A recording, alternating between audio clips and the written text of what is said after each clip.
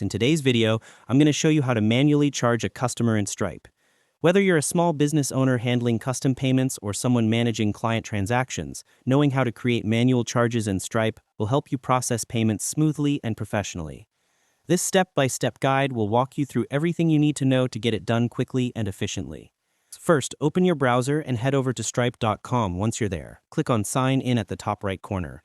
Enter your email and password to access your Stripe dashboard. If you don't have an account yet, you'll need to create one before proceeding.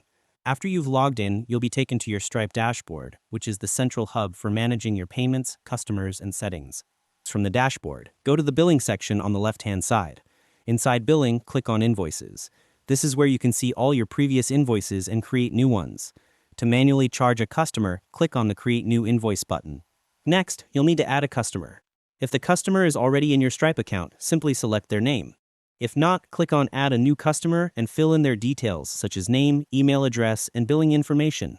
Once that's done, add the product or service you're charging them, for this could be a one-time payment, consultation, or product purchase. You can also apply any taxes or discounts if applicable. After setting up the invoice items, make sure to save your changes.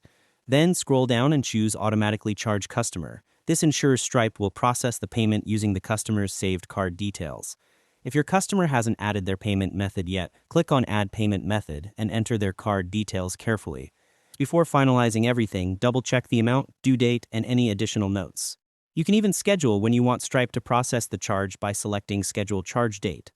Once all details are correct, click Confirm Invoice. Stripe will automatically charge the customer when the invoice is finalized, and you'll see the payment reflected in your dashboard.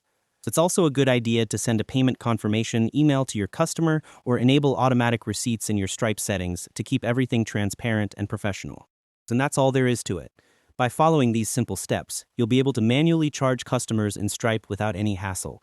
Thanks for watching, and I hope you found this tutorial helpful.